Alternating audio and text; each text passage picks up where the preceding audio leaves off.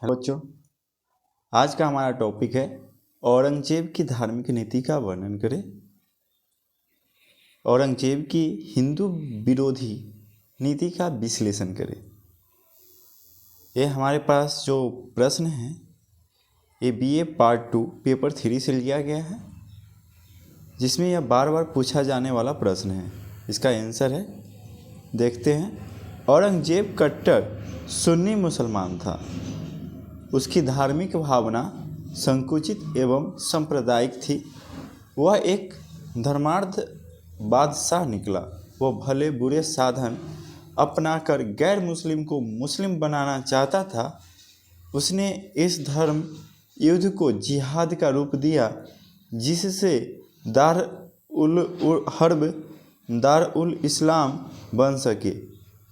KM Panikkar ने इस संदर्भ में अपना विचार व्यक्त करते हुए कहा है कि औरंगजेब आरंभ से ही इस्लाम धर्म को फैलाना चाहता था। उसकी दृष्टि में अकबर के राष्ट्रीय राज्य की नीति इस्लाम धर्म और नियमों के विरुद्ध थी। इस तरह औरंगजेब के जीवन का मुख्य उद्देश्य राज्य में कुफ्र को समाप्त कर नियमानुसार राज्य संचालन करना था। अतः उसने अपने उद्देश्य की पूर्ति हेतु कुरान के नियमानुसार कुरान में वर्णित साधनों को अपनाया।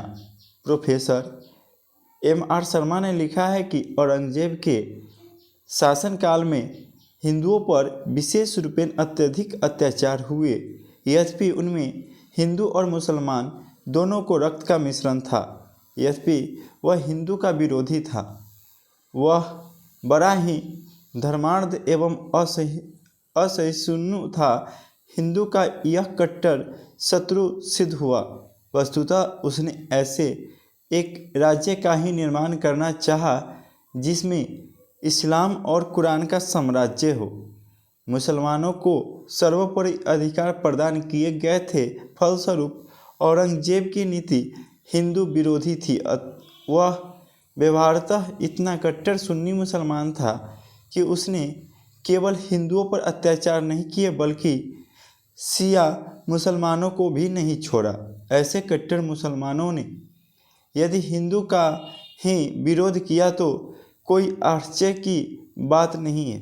उसकी धार्मिक कट्टरता का परिचय हिंदू के साथ किए गए उसके व्यवहार में ही स्पष्ट दिखाई पड़ता है। औरंगजेब ने अपनी धार्मिक नीति के महत्वपूर्ण चरण विरोधी नीति के दरमियान में अनेक हिंदू मंदिरों को गिराने के आदेश जारी किए। जिस समय वह गुजरात का सूबेदार था, उसी समय उसने हिंदू मंदिरों के विध्वंस का कार्य प्रारंभ कर दिया। अहमदाबाद में चिंतामणि मंदिर में गौ हत्या करवाकर उसने उसे मस्जिद में परिणत करवा दिया। सिंहासन रूढ़ होते ही उसने यह आज्ञा दी कि कटक से मेदिनीपुर तक जितने भी हिंदू मंदिर है सभी गिरा दिए जाए। शासनकाल के 12वें वर्ष में उसने यह आज्ञा प्रसारित की कि हिंदुओं के जितने भी मंदिर है वे सभी नष्ट कर दिए जाए और उनके रीति रिवाजों का दमन कर दिया जाए।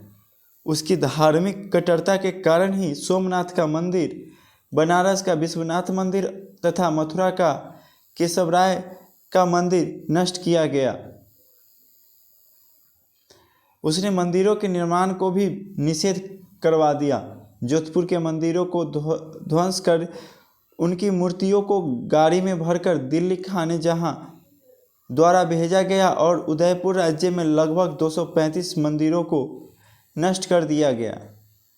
जयपुर के मंदिर जब तोड़े जा रहे थे तब राजपूतों ने विध्वंसकारियों का डटकर मुकाबला किया, परंतु इसके बावजूद बहुत से मंदिरों को तोड़ दिया गया। अंबर में लगभग 66 मंदिर तोड़े गए थे। इसके अतिरिक्त बीजापुर और गोलकुंडा के भी समस्त मंदिर विनष्ट कर दिए गए और उनकी जगह मस्जिदों का निर्माण कराया गया। औरंगजेब ने मंदिरों को तोड़ने फोड़ने के लिए एक अन्य विभाग खोला। हरिद्वार और अयोध्या के मंदिर भी तोड़ दिए गए। मंदिरों को विध्वंस कर अक्सर वहां गाय का वध किया जाता था तथा मूर्तियों को मुसलमानों के पैरों के तले रौंद दिया जाता था। औरंगजेब ने न केवल हिंदुओं के मंदिरों और मूर्तियों को ही नष्ट किया वरन हिंदू सभ्यता का प्रचार करने वाले विद्यालय को भी विध्वंस करवा दिया। ये विद्यालय धार्मिक शिक्षा नहीं दे सकते थे, किंतु भारत एक बृहत देश है, यहाँ के सभी मंदिरों का विनाश करना धर्मार्थ औरंगजेब के लिए संभव नहीं तो कठिन अवसर था। समकालीन मुस्लिम उसे जीवित संत या जिंदा पीर कहा करते थे।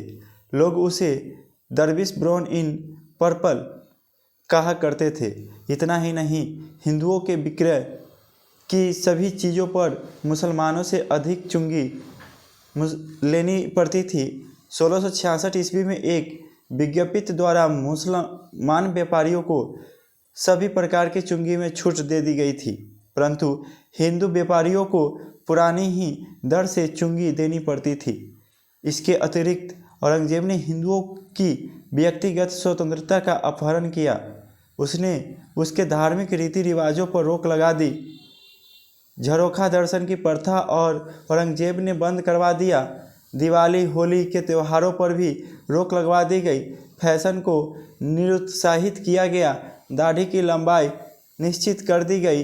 हिंदू मुसलमान पर्व त्यौहार में बच्चों के लिए मनोरंजन की चीज़ें जैसे मिट्टी की मूर्तियां बनाई जाती थी, जिसमें पशु पक्षी, स्त्री पुरुष आदि की मूर्तियां रहती थी। 1665 ईस्वी में औरंगजेब द्वारा इस प्रकार की मूर्तियों के निर्माण पर प्रतिबंध लगा दिया गया। गुरुवार की रात में संतों द्वारा प्रतिष्ठित कवियों की समाधि पर दीपक का जलना निषेध कर दिया गया। मुहर्रम के समय जुलूस निकालने पर प्रतिबंध लगा दिया गया। सभी प्रथा पर भी रोक लगा दी गई। औरंगजेब इस तरह संक्षेप में हिंदुओं का कट्टर विरोधी एवं शत्रु था। उसने हिंदुओं के मंदिरों को नष्ट करवाया, उन पर जजिया, तीर्थ यात्रा एवं चुंगियाँ लगवाई। साथ ही उसने बहुत से हिंदुओं को राज्य की सेवाओं से वंचित रखा। उस पर भी जब संतोष न हुआ तब उसने हिंदुओं को मुसलमान बनाने के लिए अन्य विचित्र साधन अपनाए। इस्लाम धर्म को स्वीकार करने वाले को राज्य सेवा में ऊंचे ऊंचे पद दिए जाते थे। हजारों हजार हिंदुओं को नौकरी में से बर्खास्त कर दिया जाता था, लेकिन यदि वे मुसलमान बनना स्वीकार करते तो उन्हें नौकरी में रख लिया जाता था। इतना ही नहीं, यदि दो व्यक्तियों में किसी की संपत्ति को लेकर झगड़ा हो जाता और उनमें से एक मुसलमान बन जाता तो उसी को संपत्ति मिल जाती थी। औरंगजेब ने 1665 ईस्वी में हिंदुओं के होली, दिवाली आदि उत्सवों पर प्रतिबंध लगा दिया। 1707 ईस्वी में साबरमती नदी के किनारे अहमदाबाद में हिंदुओं के मुर्दों को जलाने पर भी रोक लगा दी थी।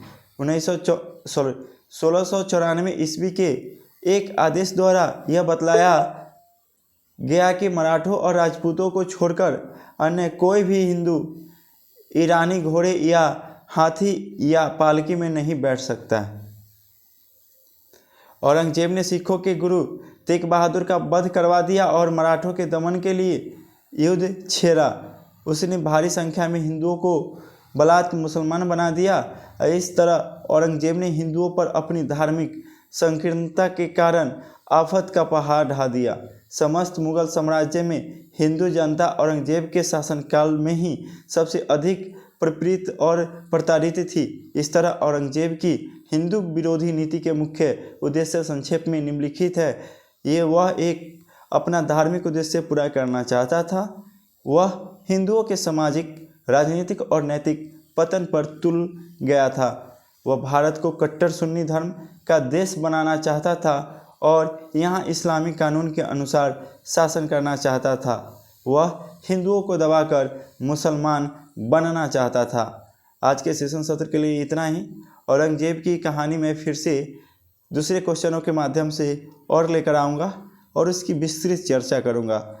अगर आपको ये वीडियो अच्छा लगा हो तो लाइक ज़रूर करें, साथ में शेयर कर दें और हमारे चैनल पर अगर नए हैं तो सब्सक्राइब ज़रूर करें। Thank you.